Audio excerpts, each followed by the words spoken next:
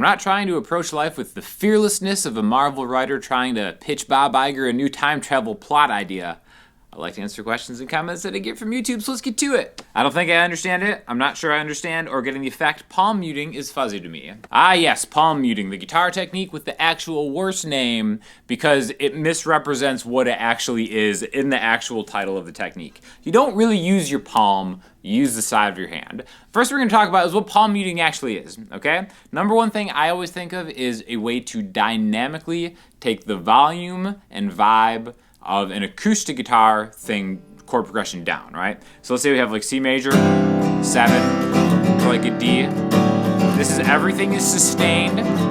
Playing this on this big full-bodied Martin, and I kind of have to yell to kind of get my voice heard over it.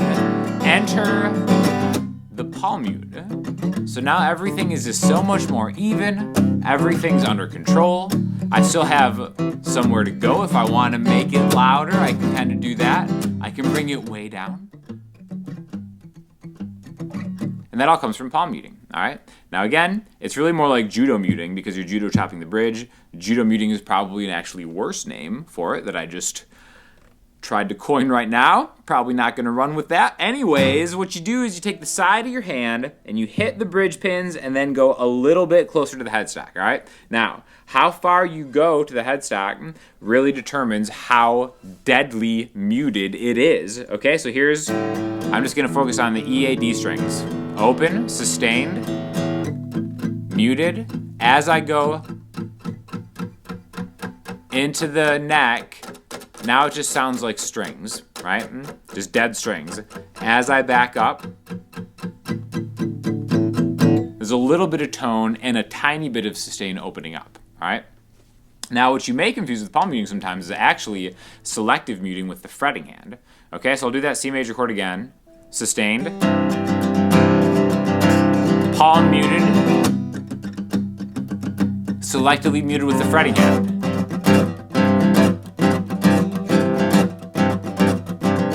So that right there is just releasing the pressure of the strings with my fretting hand as compared to pressure down muting with my picking hand, okay? So there's a few different things to kind of keep in mind. And again, you don't have to do just for chords. You can do these with individual notes. In fact, one great way to do it is just to get familiar with the tone of it by doing a simple major scale with mutes. So let's just take A major. We're gonna go 5, 7 on the E string, 4, 5, 7 on the A string, 4, 6, 7 on the D string. There it is, sustained.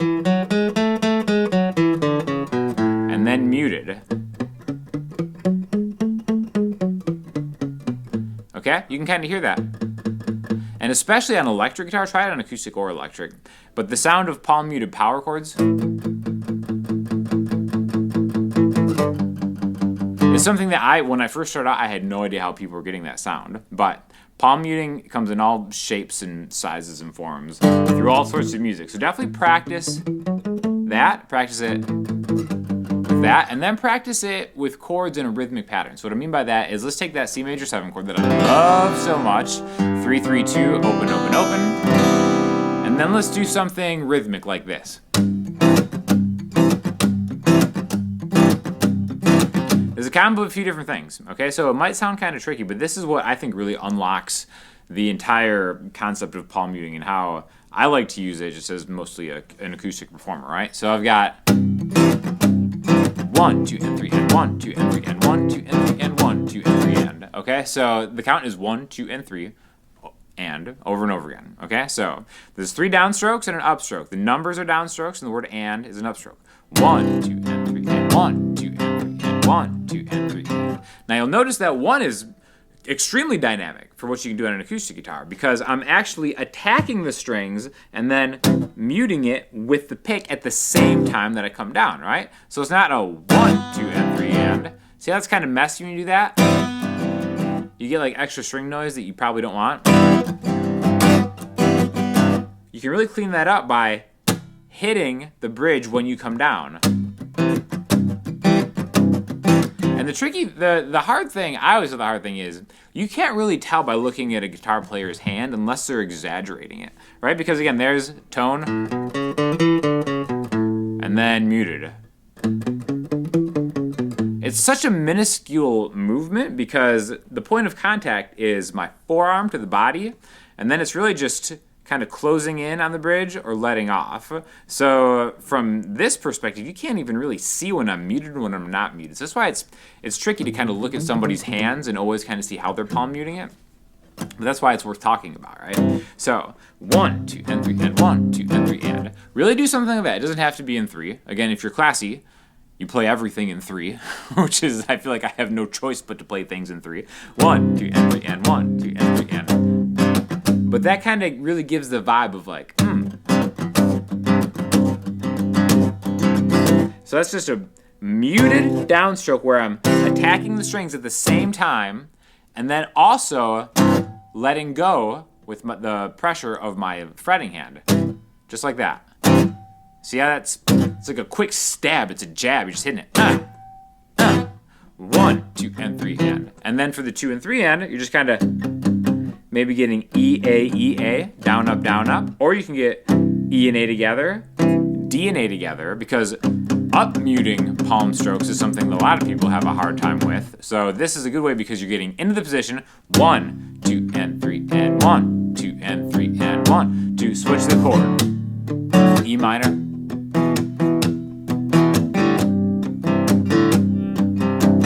And then if you want to add even more tension on the end of 3, 1, 2, and 3, and. I'm going off with my fretting hand and then back. 1, 2, and 3, and 1, 2, and 3, and 1, 2, and 3, and 1, 2, and 1, 2, and 3, and 1, 2, and 3, and 1, 2, and 3, and 1, 2, and 3. It already sounds like a song, am I right? Speaking of songs, let's talk about the sponsor of today's video, DistroKid. DistroKid is how you get your songs online. Finally, now that you have the palm muting technique down, you can start recording and getting your songs up online. DistroKid is like the best way to do that. It is by far the most inexpensive one. That also gives you the most features. So it's a no-brainer. If you're ever gonna put anything online, it doesn't even have to be a song. You could just troll people by putting like an exercise. Be like, oh, hey, I found this new song I thought you might like.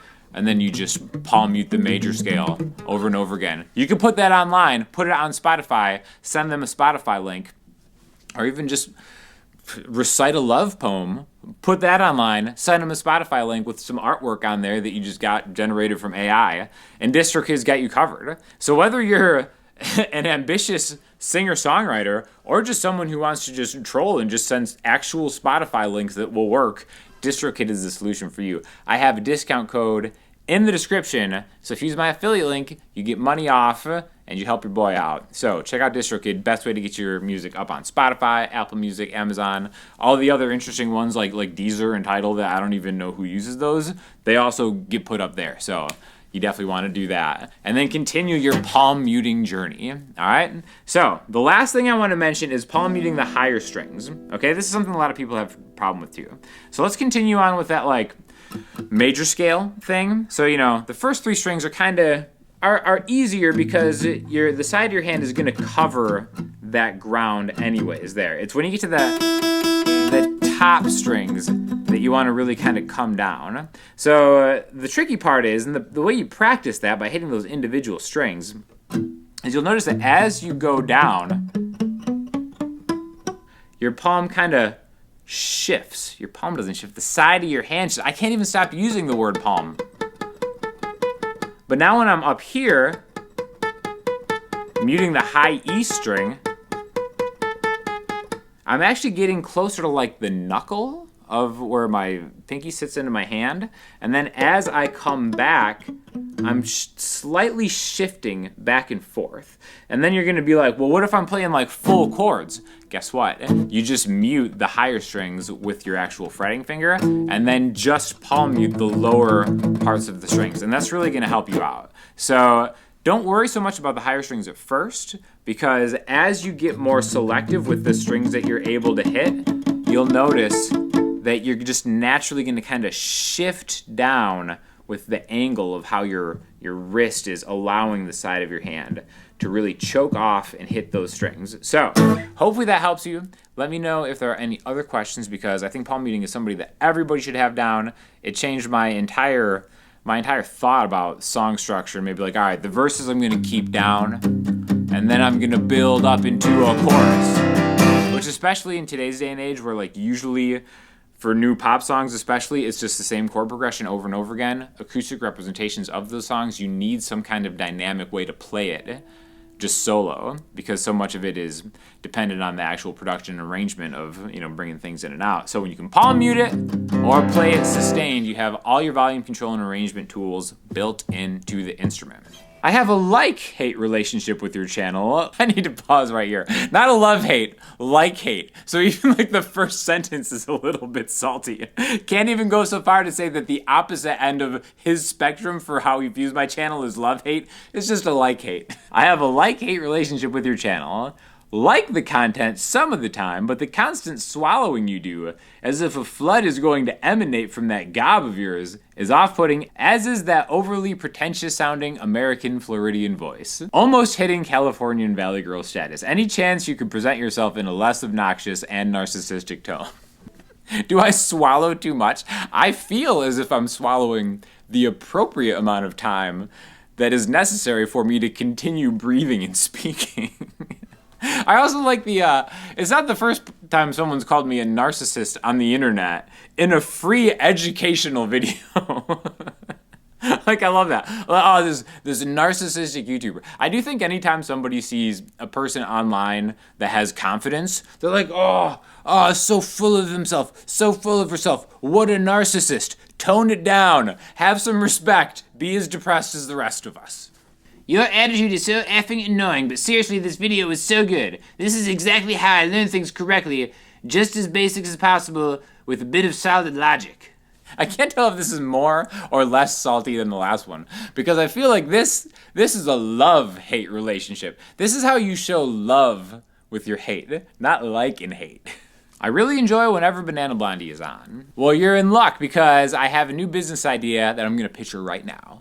So these are the most famous videos that I do, are when I pitch business ideas to you and you support me as a good friend would. Yes. Right? Mm-hmm. So I got a really good one here. Can't wait to hear it. So, you know, the trendy bars are all the rage. Mm-hmm. People spend mad amounts of money. There's lines a mile long to get into the new trendy bar. Right? You know what I'm talking about. Oh, yeah, because I like to hit the bars. You're always out there. Yeah. The nightlife. Creature of the nightlife. Yeah, I don't even leave the house till 10 p.m. Yeah, right? Yeah. So here's my idea for a trendy bar.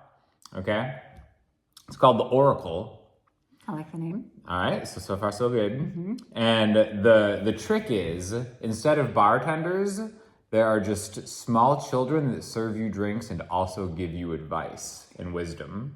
Illegal. Well, hold on now. It's not child labor if they don't get paid. They can't serve alcohol. There are ways around. But here, just get there, because it's like when, like in movies and stuff, when like a child gives you a piece of advice, it like means something, right? Like a wise child, it means a lot. Yes. You right? Yes. You know exactly what I'm talking about. I do. Right? Right? I do. And where do people get their wisdom from nowadays? At the watering hole, at the bar. Clearly. You know, like the old bar keep. Yep, you get your advice from the bartender. With a little towel, tell him your problems. Towel on his shoulder, he's cleaning something, and he gives advice. So what if we combine that and we had children? Maybe the children don't actually serve. Maybe we have like a little guy, like an adult, like pop up and serve it, and then go back away or something like that. And then the kid is just there for the advice, the oracle. Okay. What do you? We're gonna pretend for a minute. Yeah. That it's legal for little kids to be in bars. It was for me when I was a child. Okay, we'll just pretend that it's legal. Okay, all right. I think it's a brilliant idea. Do you really? So are these children coming up with these bits of advice on their own, or is it scripted? I think is it like fortune cookie style, where they have a few lines This is a good question. I think at first it'll have to be a little scripted, or they'll be coached. Right? Maybe they'll have like an earpiece, and then they'll have someone really wise, like feeding them the lines. But I feel like if they do it enough, then they'll just start to become wise themselves. They'll just get the hang of it? Yeah, but then they might start aging out and they'll have to be replaced with younger children. But that's why maybe we have younger children watching. Like what age? What age are you having these kids? Are they like in elementary school? Yeah, I think like probably like 6 or 7, right? Is that what I mean? What do you think what age would hit you the hardest if you got served with like a real piece of wisdom from a child? All right, like around that age. 6 or 7, right? 6 or 7, I would say. Mm-hmm. But like this is like also past their bedtime. I mean, these are things that can be worked out with supportive parents, right? A lot of people do day drinking too. The day drinkers probably need the most advice. That's fair. Right? Yeah. So you're having a hard time coming up with reasons against it. The oracle. I'm pretty sure I've come up with several, but I think aside from the legalities, okay, I think it's a great idea. Thank you. All right. I would like to purchase an alcoholic beverage from a child. Wouldn't that be great? And then they hit you with some advice. No, it'd be great. It'd be all like what? So good. Be like, what'd the oracle tell you today? Yeah. It'd be the trendiest bar. Because kids are wise. They really are. They are. Yeah. They are. Somewhere along the line, we lose it. Yeah. And I hate that. I had one of those wise kids. Hayes was very wise as a little girl. Oh, which she would say stuff, and you'd be like, oh. Yeah, she would say shit, and I'd be like, she's not that wise anymore. No, it goes away. Yeah, it's gone. It's gone early for her. Now she doesn't even speak in full sentences. It's tough. Yeah. Anyways, the oracle. I'm in. All right, listening homework is going to be an electronic music artist named Max Cooper. I first heard Max when I was in Amsterdam last month at the Electronic Music Festival, and his music definitely stood out to me. Like, this is awesome, especially when paired with a visual. So I guess he's like a data scientist by original training, and then he turned into like the greatest electronic music artist that ever lived. Huge fan of Max Cooper. Check out his music. Let me know what you think. Thank you to DistroKid for sponsoring the video. If you have any questions or comments, hit me up in the comment section, Instagram, the website. I'll talk to you all soon. Thanks a lot.